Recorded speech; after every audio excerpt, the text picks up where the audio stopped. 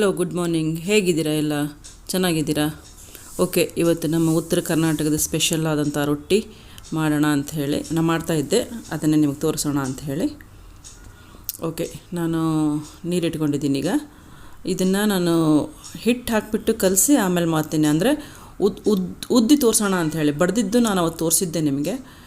ಇದನ್ನು ಉದ್ದೋಕ್ಕಾದರೆ ನಾವು ಚಪಾತಿ ಹಂಗೆ ಉದ್ದಬೇಕಾದ್ರೆ ಹಿಂಗೆ ನೀರಿಟ್ಟು ಸರಿ ಹಾಕ್ಕೊತೀವಿ ನಾವು. ಹಿಂಗೆ ಈ ರೀತಿ ಉಕ್ಕುರ್ಕಿ ಹಾಕ್ಕೊಂಡು ಈ ರೀತಿ ನೀರಿಟ್ಟು ಅದಕ್ಕೆ ಹಿಟ್ಟು ಹಾಕಿ ಕಲಿಸ್ತೀವಿ. ಕುದಿಯೋ ನೀರಿಗೆ ಹಿಟ್ಟು ಹಾಕಿ ಕಲಿಸೋದು. ಅದನ್ನು ತಳಗೆ ತೊಗೊಂಡು ಆಮೇಲೆ ಒಣ ಹಿಟ್ಟು ಹಾಕಿ ಅದಕ್ಕೆ ಎಷ್ಟು ಬೇಕೋ ಅಷ್ಟು ಕನ್ಸಿಸ್ಟೆನ್ಸಿ ನೋಡಿಕೊಂಡು ಆಮೇಲೆ ಅದಕ್ಕೆ ಸರಿ ಸಮವಾಗಿ ಒಣ ಹಿಟ್ಟನ್ನು ಹಾಕಿ ಕಲಿಸ್ಕೊತೀವಿ ನಾವು. ನೋಡ್ಬೋದು ನೀವೀಗ. ಹಂಚಿಟ್ಬಿಡ್ರಿ, ಹಂಚು ಸಿಮ್ಮಲ್ಲಿ ಇಟ್ಕೊಳ್ಳಿ. ನೋಡ್ಬೋದು ನೀವೀಗ ಹಿಂಗಾಗಿದೆ ಅದು. ನಾನು 3 ಜನಕ್ಕೆ 4 ಜನಕ್ಕೆ ಅಷ್ಟೇ ಮಾಡ್ತಾಯಿದ್ದೀನಿ. ಹೀಗಾಗಿ ನಾನು ಜಾಸ್ತಿ ಮಾಡ್ತಾಯಿಲ್ಲ. ಇಷ್ಟು ಹಿಟ್ಟು ನನಗೆ ಸಾಕಾಗುತ್ತೆ ಒಂದು 6 ರೊಟ್ಟಿ ಮಾಡೋಕ್ಕೆ. ನೋಡ್ಬೋದು ನೀವು, 6 ರೊಟ್ಟಿ ಅಷ್ಟೇ, ನಾನು ಜಾಸ್ತಿ ಮಾಡ್ತಾಯಿಲ್ಲ. ಯಾಕಂದ್ರೆ ನಾವು ಬಿಸಿ ರೊಟ್ಟಿ ಅಷ್ಟೇ ತಿನ್ನೋದು, ಮತ್ತು ರಾತ್ರಿಗೆ ತಿನ್ನಲ್ಲ, ಅದ್ರ ಸಲುವಾಗಿ. ನೋಡ್ಬೋದು ಇದನ್ನೀಗ ಹಾಕ್ಕೊಂಡಿದ್ದೀವಲ್ಲ, ಆ ಡಬರಿಗೆ ನಾನು ಒಂದು ಸ್ವಲ್ಪ ನೀರು ಹಾಕ್ಕೊಂಡು ಇಟ್ಕೊಂಡ್ಬಿಡ್ತೀನಿ. ಈಗ ಇದನ್ನು ಒಂದು ಸ್ವಲ್ಪ ಆರಾಕ್ಬಿಟ್ಟು, ತೀರಾ ಆರಾಕ್ಬಿಡಬೇಡಿ, ಒಂದು ಸ್ವಲ್ಪ ಹಿಂಗೆ ಈ ರೀತಿ ಅಗಲ್ ಮಾಡಿಕೊಂಡು ಈಗ ಒಣ ಹಿಟ್ಟು ಹಾಕ್ಕೊಂಡು ಇದಕ್ಕೆ ಕಲಿಸ್ಕೊಂಬಿಡೋಣ ಅಂತ. ಈಗ ನೋಡ್ಬೋದು ಎಷ್ಟು ಬೇಕೋ ಅಷ್ಟು ನಿಮ್ಮ ಅಳತೆ ಗೊತ್ತಾಗುತ್ತೆ. ಅದು ಎಷ್ಟು ಹಿಡಿತೈತಿ ಅಷ್ಟು ಹಾಕ್ಕೊಂಡು ಕಲಿಸ್ಕೊರಿ. ನಿಮಗೆ ಒಂದು ಸ್ವಲ್ಪ ಅದು ಭಾಳ ಒಣ ಅನ್ನಿಸ್ತು ಅಂತ ಹೇಳಿದ್ರೆ ಒಂದು ಸ್ವಲ್ಪ ನೀರು ಹಾಕ್ಕೊಂಡು ಕಲಿಸ್ಕೋಬೋದು. ಈ ಮೂಮೆಂಟಲ್ಲಿ ನೀವೇನು ಬಿಸಿನೀರು ಹಾಕ್ಕೋಬೇಕಂತೇನಿಲ್ಲ, ಸ್ವಲ್ಪ ತಣ್ಣೀರು ಹಾಕ್ಕೊಂಡಾದರೂ ನೀವು ಕಲಿಸ್ಕೋಬೋದು. ಆದರೆ ಹಿಟ್ಟು ನಾದೋದ್ರಲ್ಲೇ ಇರೋದದು. ಚರಿ ನಾದಬೇಕು. ಇದನ್ನು ಚೆನ್ನಾಗಿ ನಾದ್ಬಿಟ್ಟು ಒಂದು ಹಂತಕ್ಕೆ ತೊಗೊಂಬಂದು ಅದನ್ನ ಒಂದು ಸೈಡಿಗೆ ಇಟ್ಕೊಳ್ಳಿ. ನೋಡಿರಿ, ನಾದೋದು ಕರೆಕ್ಟಾಗಿ ನೋಡ್ಕೊಳ್ಳಿ ನೀವು. ಪಾಮ್ ಅಂದರೆ ಮುಂಗೈ ಹಚ್ಚಿ ಒಂದು ಸ್ವಲ್ಪ ನಾದ್ಕೋಬೇಕಾಗುತ್ತೆ ನೀವು. ರೊಟ್ಟಿ ಹರಿಲಾರ್ದಂಗೆ ಬರಬೇಕು ಅಂತ ಹೇಳಿದರೆ ಈ ರೀತಿ ನಾದ್ಕೋಬೇಕು. ಚರಿ ಅಂತೀವಿ ನಾವು, ಚರಿ ನಾದ್ಕೋಬೇಕು ಅಂತ ಹೇಳ್ತೀವಿ. ಈ ರೀತಿ ನೋಡಿ ಮುಂಗೈ ಹಾಕಿ ಹಿಂಗೆ ಸರಿ ನಾದ್ಕೋಬೇಕು. ನೀವು ಎಷ್ಟು ಚೆನ್ನಾಗಿ ನಾದ್ಕೊತೀರಿ ಅಷ್ಟು ಚೆನ್ನಾಗಿ ರೊಟ್ಟಿ ಬರ್ತವೆ.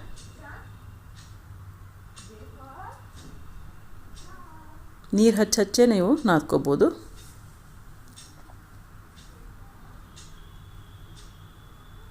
ಹಿಟ್ಟು ಎಲ್ಲಿ ವೇಸ್ಟ್ ಆಗಕ್ಕೆ ಬಿಡಬೇಡಿ. ಅಲ್ಲಿ ಚಲ್ತು ಇಲ್ಲಿ ಚಲ್ತು ಅಂಥೇಳಿ ಲಾಸ್ಟ್ ರೊಟ್ಟಿ ಬಡೆ ಮುಂದಂತೂ ಫುಲ್ ಸುತ್ತಲೂ ಎಷ್ಟಿರುತ್ತಲ್ಲ ಅದನ್ನೆಲ್ಲ ಸರಿ ನೀವು ತೊಗೊಂಬಿಟ್ಟು ವೇಸ್ಟ್ ಮಾಡಲಾರ್ದಂಗೆ ಬಡಿಬೇಕಾಗುತ್ತೆ. ನೋಡಿ,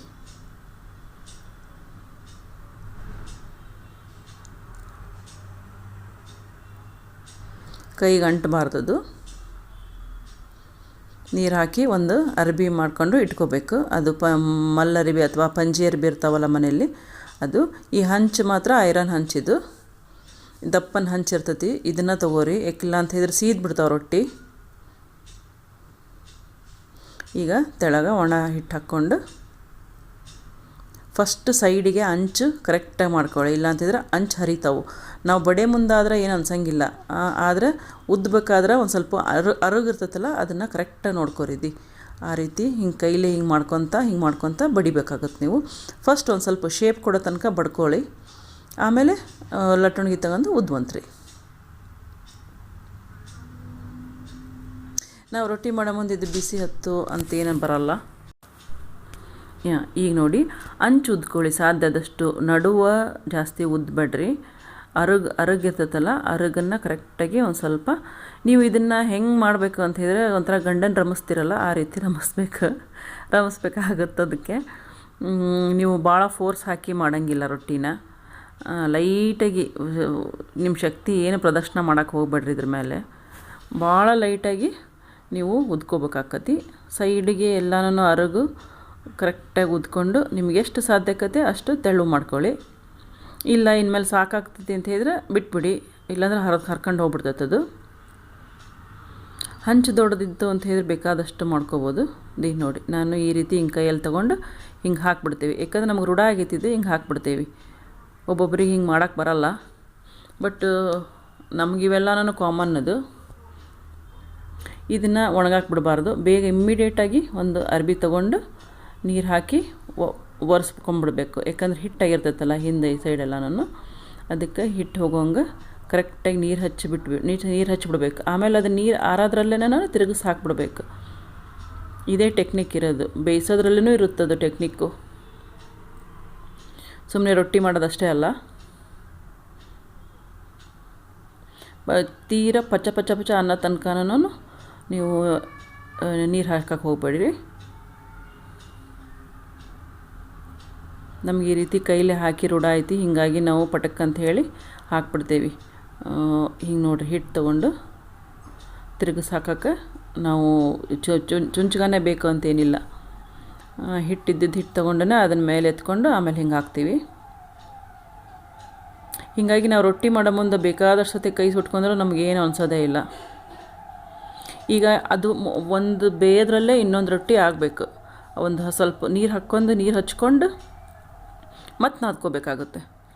ನಾದ್ಕೊಂಡು ಆಮೇಲೆ ಎಷ್ಟು ಬೇಕಷ್ಟು ನಾದ್ಕೋರಿ, ಮತ್ತು ಅದ್ರಾಗ ಕಟ್ ಮಾಡ್ಕೋರಿ, ಎಷ್ಟು ಬೇಕಷ್ಟು ತೊಗೊಂಡು ಮತ್ತು ಮಾಡಿ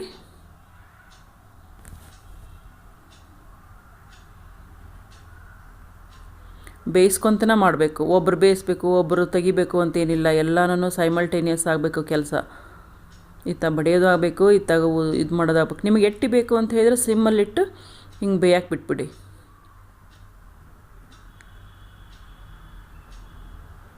ಒಂದು ಒಣ ಅರ್ಬಿನೂ ಇಟ್ಕೊಳ್ಳಿ. ಹಾಗೇನಿತ್ತು ಅಂತ ಹೇಳಿದ್ರೆ ಒತ್ತಿ ನೀವು ಬೇಯಿಸ್ಬೋದು. ಸಾಕು. ಈ ರೀತಿ ರೊಟ್ಟಿ ಬುಟ್ಟಿ ಏನು ಸಿಗ್ತಾವಲ್ಲ ಅದ್ರೊಳಗೆ ಹಾಕಿಡ್ರಿ, ಅಂದ್ರೆ ನೀರು ಒಡೆಯಂಗಿಲ್ಲ, ಚೆನ್ನಾಗಿರ್ತಾವೆ. ಮೆತ್ತಗೆ ಬೇಕು ಅಂತ ಹೇಳಿದ್ರೆ ಹಿಂಗೆ ಒಂದ್ರ ಮೇಲೆ ಒಂದು ಹಾಕ್ಕೊಂಬಿಡಿ. ಇಲ್ಲ ಅಂತ ಹೇಳಿದ್ರೆ ಮೆತ್ತಗೆ ಬೇಡ ಅಂತ ಹೇಳಿದ್ರೆ ನೀವು ಒಲೆ ಹಿಂದೆ ಹಾಕ್ಕೋಬೋದು, ಅಂದರೆ ಗ್ಯಾಸ್ ಹಿಂದ್ಗಡೆ ಇಟ್ಕೋಬೋದು. ಅಂದರೆ ಕಡಕ್ ಆಗ್ತಾವೆ ರೊಟ್ಟಿ. ಎಷ್ಟು ಬೇಕು ಅಷ್ಟೇ ತೊಗೊಂಡು ಅದನ್ನು ಸಮ ಮಾಡ್ಕೊಳ್ಳಿ. ಒಣ ಹಿಟ್ಟು ಹಾಕ್ಕೊಂಡು ತಿರ್ಗಾ ಅಷ್ಟೇ ಹಾಕ್ಕೊಳ್ಳಿ, ತೀರ ಜಾಸ್ತಿ ಹಾಕ್ಕೊಳಕ್ಕೆ ಹೋಗಬೇಡಿ. ಹಿಟ್ಟು ಒಂದು ಶೇಪ್ ಕೊಡೋ ತನಕ ಅಷ್ಟೇ ಬಡೀರಿ.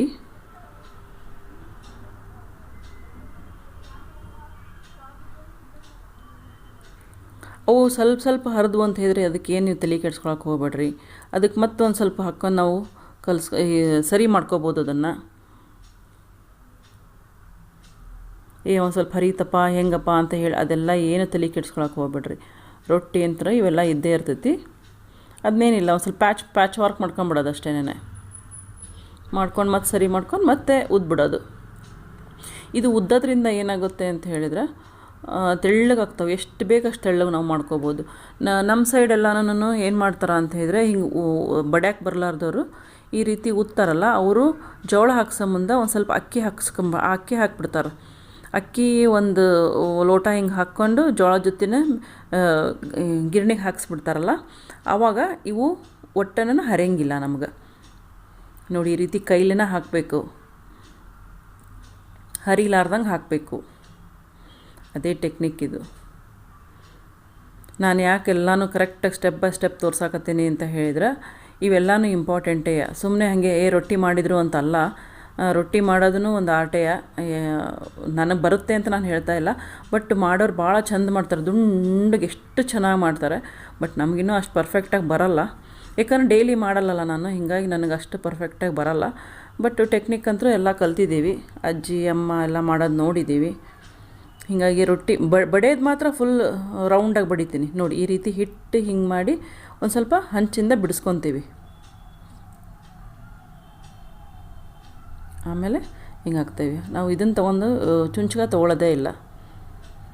ಒಂದು ಒಣ ಅರ್ಬಿ ಇಟ್ಕೊಂಡ್ಬಿಟ್ರೆ ಮುಗಿದೋಯ್ತು ನಮ್ಮದು. ಹಿಂಗೆ ಅಕ್ಕಿ ಹಾಕಿಸಿ ಗಿರಣಿಗೆ ಹಾಕ್ಸಿರ್ತೀವಲ್ಲ, ಒಟ್ಟು ಒಡೆಯಂಗಿಲ್ಲ, ಒಟ್ಟು ಹರಿಯಂಗಿಲ್ಲ. ಹಿಂಗಾಗಿ ನೀವು ಎಷ್ಟು ತೆಳ್ಳಗೆ ಉದ್ದಿದ್ರೂ ಹಾಳಿಗತೆ ಆಗ್ತಾವೆ. ಅವನ್ನೂ ನೀವು ಎಟ್ಟೆಗಿಟ್ಟು ನೀವು ಒಂದು ಸ್ವಲ್ಪ ಕಡಕ್ ರೊಟ್ಟಿ ಮಾಡಿದ್ರಂತೂ ತುಂಬ ಚೆನ್ನಾಗಿ ಆಗ್ತವೆ. ಅದು ಹಬ್ಬ ಹರಿದಿವಸ ಅದೆಲ್ಲಂತೂ ಒಂದು ಸ್ವಲ್ಪ 4-5 ದಿವಸ ಇಟ್ಕೊಂಡು ತಿಂತೀವಲ್ಲ, ತುಂಬ ಚೆನ್ನಾಗಾಗ್ತವೆ. ಹೇಳಬೇಕು ಅಂತ ಹೇಳಿದ್ರೆ ಕಟ್ಕಲ್ ರೊಟ್ಟಿ, ಕೆನೆ ಮೊಸರು, 3 ಥರ ಚಟ್ನಿ ಇದ್ಬಿಟ್ರೆ ಏನೇನೂ ಬೇಡ, ಅಷ್ಟು ಚೆನ್ನಾಗಾಗ್ತವೆ. ಅದಕ್ಕೆ ನಾನಿದು ಉದ್ದ ತೋರಿಸ್ತಾ ಇರೋದು. ನಮ್ಮಲ್ಲಿ ಇದನ್ನು ಈಗೀಗ ಜಾಸ್ತಿ ಮಾಡ್ತಾರೆ. ಇದನ್ನು ಬಡಿಯೋದು ಒಂದು ಸ್ವಲ್ಪ ಕಡಿಮೆನೇ. ಆದರೆ ಬಡ್ದದ ರೊಟ್ಟಿ ರುಚಿ ಭಾಳ ಇರ್ತವೆ. ಇವು ಅಷ್ಟು ರುಚಿ ಅಂತ ಅನ್ಸಂಗಿಲ್ಲ. ಕಂಪೇರ್ ಮಾಡಿದರೆ ಬಡ್ದದ ರೊಟ್ಟಿನೇ ರುಚಿ ನಮ್ಗೆ. ಅದನ್ನೇ ಭಾಳ ಇಷ್ಟಪಡ್ತೀವಿ ನಾವು. ಇದನ್ನು ಎಮರ್ಜೆನ್ಸಿ, ಇದು ಏನು ಮಾಡೋಕ್ಕಾಗಲ್ಲ, ಬೇಗ ಬೇಗ ಆಗಬೇಕು ಅಂತ ಹೇಳಿದ್ರೆ ಚಪಾತಿ ರೀತಿ ಹಿಂಗೆ ಉದ್ದಿ ಹಿಂಗೆ ಮಾಡಿಬಿಡ್ತೀವಿ. ಬಟ್ ಇದ್ರ ಟೇಸ್ಟು ಇದ್ರದ್ದೇ, ಅದ್ರ ಟೇಸ್ಟು ಅದ್ರದ್ದೇ. ತುಂಬ ಜನ ಇದ್ರೆ ಬಡ್ಕೊಂಡು ಕುಂದ್ರಕ್ಕಾಗಲ್ಲ, ಅದಕ್ಕೇ ಈ ರೀತಿ. ಆಮೇಲೆ ಪದೇ ಪದೇ ಹಿಂಗೆ ನಾವು ಲಟ್ಟಣಿಗಿರುತ್ತಲ್ಲ ಅದನ್ನು ಒಂದು ಸ್ವಲ್ಪ ಹಿಟ್ಟು ಹಾಕಿ ಹಿಂಗೆ ಒರೆಸ್ಕೋಬೇಕಾಗ್ತೈತಿ. ಇಲ್ಲ ಅಂತ ಹೇಳಿದ್ರೆ ಅಂಟ್ಕೊಂಡ್ಬಿಡ್ತಾವೆ. ಅಂಟ್ಕೊಂಡು ರೊಟ್ಟಿ ಹರಕ್ಕೆ ಶುರು ಮಾಡಿಬಿಡ್ತಾವೆ. ಒಂದು ಸತಿ ಹರಕ್ಕೆ ಶುರುವಾದವು ಅಂತ ಹೇಳಿದ್ರೆ ಎಲ್ಲ ರೊಟ್ಟಿನೂ ಹರಕ್ಕೆ ಶುರುವಾಗ್ಬಿಡ್ತಾವೆ. ಅದಕ್ಕೆ ನಾನು ಸಾಧ್ಯ ಆದಷ್ಟು ಪದೇ ಪದೇ ನೀವು ಹಿಟ್ಟು ಹಾಕಿ ಒರೆಸ್ತಾಯಿರಿ.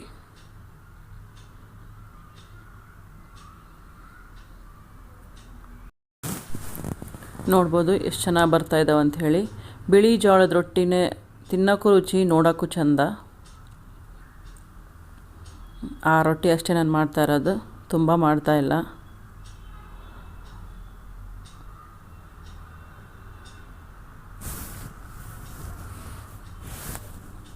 ಒಣ ಹಿಟ್ಟು ಎಷ್ಟು ಬೇಕಷ್ಟು ಕೈಗೂ ಹಚ್ಕೋರಿ.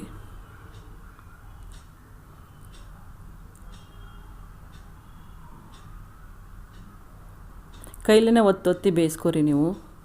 ಭಾಳ ಸತಿ ತಿರುಗಿ ಹಾಕ್ಬೇಡ್ರಿ. ತಿರುಗಿಸಿ ಹಾಕಿದ್ರಿ ಅಂಥೇಳಿದ್ರೆ ಎಟ್ಟಾಗ್ತವೆ. ನಿಮ್ಗೆ ಎಟ್ಟಿ ಇಷ್ಟ ಅಂತಿದ್ರೆ ನಾವು ಲಾಸ್ಟಿಗೆ ಏನು ಮಾಡ್ತೀವಿ ಅಂತಿದ್ರೆ ಎಲ್ಲ ರೊಟ್ಟಿ ಆದಮೇಲೆ ಲಾಸ್ಟ್ ರೊಟ್ಟಿನ ಅಲ್ಲಿ ಹಂಚಲ್ಲೇ ಬಿಟ್ಬಿಡ್ತೀವಿ. ಅಂದರೆ ಕಡಕ್ ಹಾಕತ್ತದು, ಕುರು ಆಗ್ತಾವೆ. ಅದು ಇಷ್ಟ ನಮಗೆ ಬೇಕು ಅಂಥೇಳಿ ನಮ್ಮ ಮನೇಲಿ ಎಲ್ಲರೂ ಹಾಗೆ ಅಂತೀವಿ ನಾವು.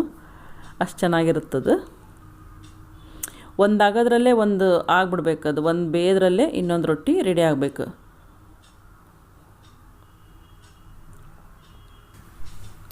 ಒಮ್ಮಕ್ಕಲೇ ಮಾಡೋಕ್ಕೆ ಬರಲ್ಲ ರೊಟ್ಟಿನ, ಹೆಂಗಪ್ಪ ಮಾಡೋದು ಅಂತೇಳಿ ಅಂದ್ಕೊಳಕ್ಕೆ ಹೋಗಬೇಡಿ. ಎರಡೆರಡೆ ಟ್ರೈ ಮಾಡಿ, ಬಂದೇ ಬರುತ್ತೆ. ನೋಡ್ಬೋದು, ಇವು ಮೆತ್ತನ ರೊಟ್ಟಿ ಅಂತೀವಿ ನಾವು. ಇದನ್ನು ಒಂದ್ರ ಮೇಲೆ ಒಂದು ಹಾಕಿಟ್ಬಿಟ್ರೆ ಮೆತ್ತಗಿರ್ತವೆ. ಫುಲ್ ಒನ್ ಡೇ ಇಟ್ರೂ ಏನಾಗಲ್ಲ, ಮರನೇ ದಿವಸನೂ ತಿನ್ಬೋದು. ಆ ರೀತಿ ಮೆತ್ತಗಿರ್ತವೆ. ನೋಡ್ಬೋದು, ಬಿಳಿ ಜೋಳದ ರೊಟ್ಟಿ ನೋಡೋಕ್ಕೂ ಚಂದ, ತಿನ್ನೋಕ್ಕೂ ಚಂದ. ಬನ್ನಿ ನೀವು ಮಾಡಿ ನನ್ನ ಜೊತೆ ಕಲೀರಿ. ಹಾಗೆ ಊಟಕ್ಕೆ ರೆಡಿ ಮಾಡೋಣ. ನೋಡ್ಬೋದು, ರೊಟ್ಟಿ, ಬೆಂಡೆಕಾಯಿ ಹುಳಿ, ಹಾಗೆ ಕ್ಯಾರೆಟದ ಕೋಸಂಬರಿ, ಬೆಣ್ಣೆ, 3 ಥರ ಚಟ್ನಿ, ಸೌತೆಕಾಯಿ, ಟೊಮೊಟೊ ಎಲ್ಲ ರೆಡಿಯಾಗಿದೆ. ಅನ್ನ ಸಾರು, ಕಟ್ಟಿನ ಸಾರಿದೆ, ಹೀಗಾಗಿ ಸಾರು ಮಾಡಿಲ್ಲ ನಾನು ಇವತ್ತು. ಓಕೆ, ಬನ್ನಿ ಹಾಗಾದರೆ ಊಟಕ್ಕೆ. ಈ ವ್ಲಾಗ್ನ ಇಲ್ಲಿಗೆ ಎಂಡ್ ಮಾಡ್ತಾಯಿದ್ದೀನಿ. ಬಾಯ್, ಟೇಕ್ ಕೇರ್.